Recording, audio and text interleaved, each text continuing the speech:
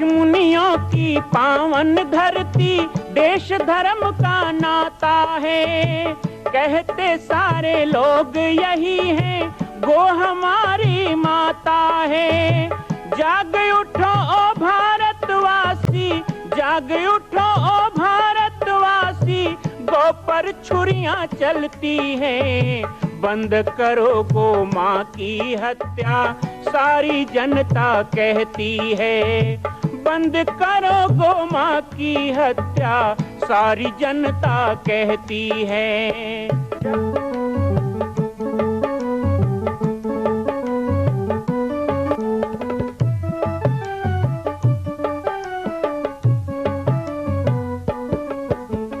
जगह जगह पर बूचड़ खाना, लाखों गौएं कटती हैं। किसे सुनाए व्यथा हमारी, नैना नीर बहाती हैं। रक्षा करना गौ माता की, रक्षा करना गौ माता की, गीता ज्ञान सिखाती है। बंद करो गो माँ की हत्या, सारी जनता कहती है। बंद करो गो माँ की हत्या, सारी जनता कहती है।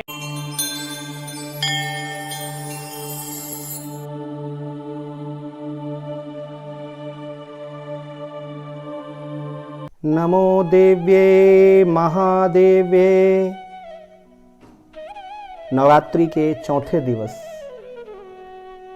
माँ भगवती के दिव्य रूप कुष्मांडा देवी का रूप। माँ कुष्मांडा, जिन्हें हम अष्टभुजा भी कहते हैं, अष्टभुजा धारिणी, दुष्टों का दलन करने वाली और सिंह पर सवार माँ कुष्मांडा का दिव्य स्वरूप। नवरात्रि के चौथे दिवस में उपासना के क्रम में माँ का सुंदर चौकी सजाकर, कलश जलाकर कुष्मांडा देवी की पूजा की जाती है। माँ कुष्मांडा को मालपुए का भोग लगाकर और किसी मंदिर या ब्राह्मण परिवार में या फिर गौ माता को उसे खिलाकर अपने कल्याण की कामना की जाती है।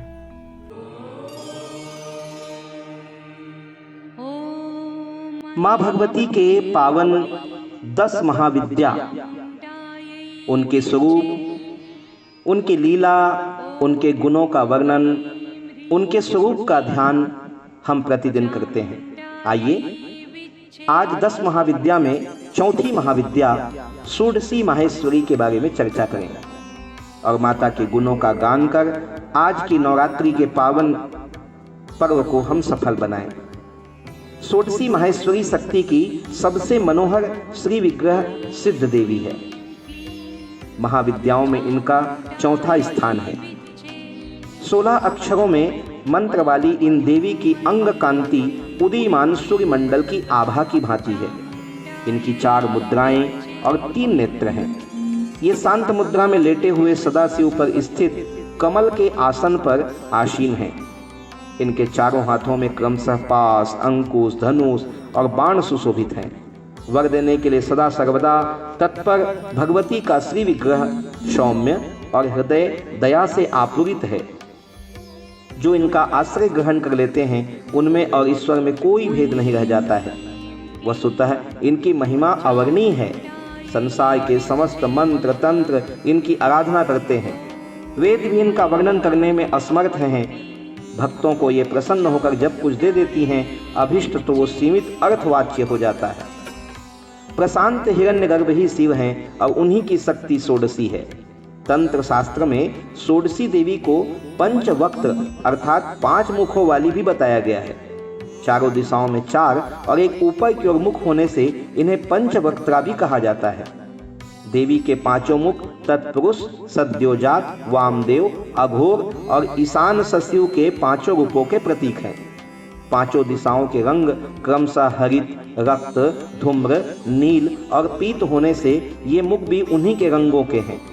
देवी के 10 हाथों में क्रमशः अभय, टंक, शूल, वज्र, पास, खड्ग, अंकुश, घंटा, नाग और अग्नि है। इनमें षोडश कलाएं पूर्ण रूप से विकसित हैं, अतः ये षोडशी कहलाती हैं। षोडशी को विद्या ही माना जाता है। इनके ललिता, राजराजेश्वरी, महात्रिपुर सुंदरी, बाला पंचदशी और आदि अनेक नाम हैं। इन्हें आद्य शक्ति माना जाता है। अन्य विद्याएं भोग या मोक्ष में से एक ही देती हैं।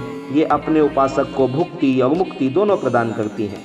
इनके स्थूल, सूक्ष्म, पर तथा तुरीय 4 रूप हैं।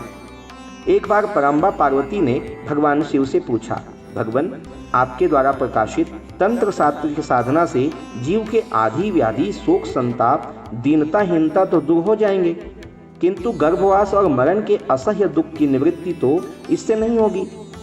कृपा करके इस दुख की निवृत्ति और मोक्ष पद की प्राप्ति का कोई उपाय बताइए। परम कल्याणमयी पराम्बा के अनुरोध पर भगवान शंकर ने षोडशी श्री विद्या साधना प्रणाली को प्रकट किया। भगवान शंकराचार्य ने भी अपने समय में श्री विद्या के रूप में इन्हीं षोडशी देवी की उपासना की थी। इसलिए आज भी सभी शंकराचार्य पीठों में भगवती षोडशी राजराजेश्वरी त्रिपुर सुंदरी की श्रीयंत्र के रूप में आराधना चली आ रही है। भगवान शंकराचार्य ने सौंदर्य लहरी नामक ग्रंथ में षोडशी श्री विद्या की स्तुति करते हुए कहा है कि अमृत के समुद्र में एक मणिका द्वीप है, जिसमें कल्प वृक्षों की बारी लगी हुई है। 9 रत्नों के 9 परकोटे हैं। उस वन में चिंतामणि से निर्मित महल में ब्रह्ममय सिंहासन है। आहा हा, क्या वर्णन है। इसमें पंचकृत्य के देवता ब्रह्मा, विष्णु, रुद्र और ईश्वर आसन के पाए हैं और सदाशिव फलक हैं। सदाशिव के फलक हैं। सदाशिव के नाभि से निर्मित कमल पर विराजमान भगवती षोडशी त्रिपुर सुंदरी का जो ध्यान करते हैं वे धन्य हैं। भगवती के प्रभाव से उन्हें भोग और मोक्ष दोनों सहज ही उपलब्ध हो जाते हैं। भैरव यामल तथा शक्ति लहरी में भी इनकी उपासना का विस्तृत परिचय मिलता है। दुर्वासा ऋषि भी इन्हीं के परम आराधक थे। इनकी उपासना श्री चक्र में भी होती है। इस तरह चतुर्थ महाविद्या षोडशी माता को हम प्रणाम करते हैं। जय माता दी।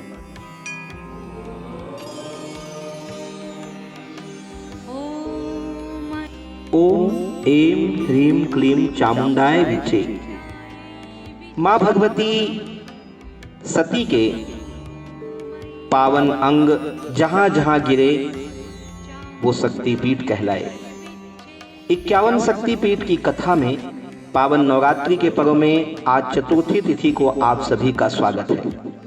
आइए आज पुनः हम माँ भगवती के उन पावन तीर्थों की यात्रा करें और अपने नवरात्रि की साधना को सफल बनाएं।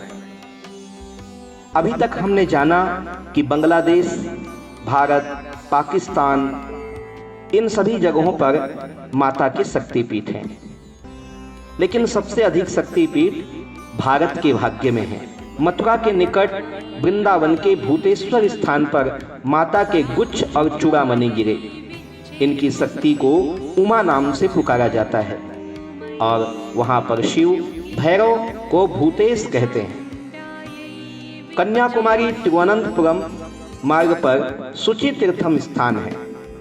सुचि तीर्थम शिव मंदिर है जहां पर माता के ऊर्ध्वदंत, ऊपर के दांत गिरे।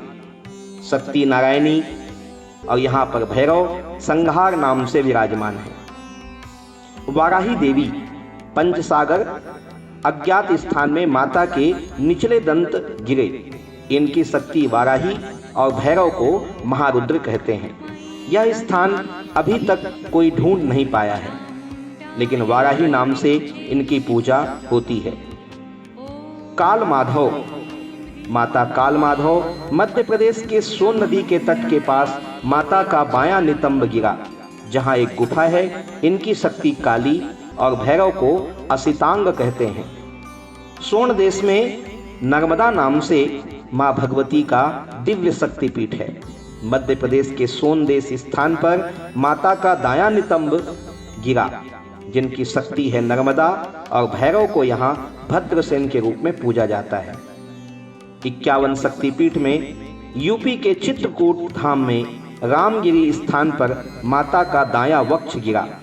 इनकी शक्ति को शिवानी और भैरव को यहाँ चंड कह के पुकारा जाता है।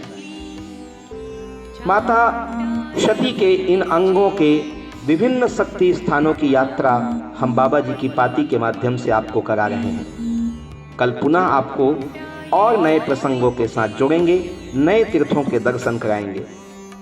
जय माता दी।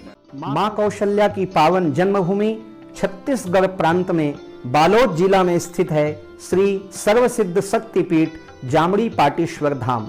परम पूज्य सद्गुरुदेव राजयोगी बाबा जी की तपस्थली श्री पाटेश्वर धाम और विश्व के अद्वितीय मां कौशल्या जन्मभूमि मंदिर निर्माण का दर्शन करने और इसी प्रकार समसामयिक विषयों पर अपना ज्ञान वर्धन करने के लिए और 10,000 गायों के लिए बनने वाले श्री हनुमान नंदीशाला गो अभ्यारण्य का समाचार प्राप्त करने के लिए आप सभी देखते रहें YouTube चैनल पर राम बालक दास, और हमारे चैनल को आप सभी सब्सक्राइब करें, घंटी का बटन दबाएं ताकि आप सूचनाओं से जुड़े रह सकें। जय श्री राम, जय गौ माता, जय गोपाल।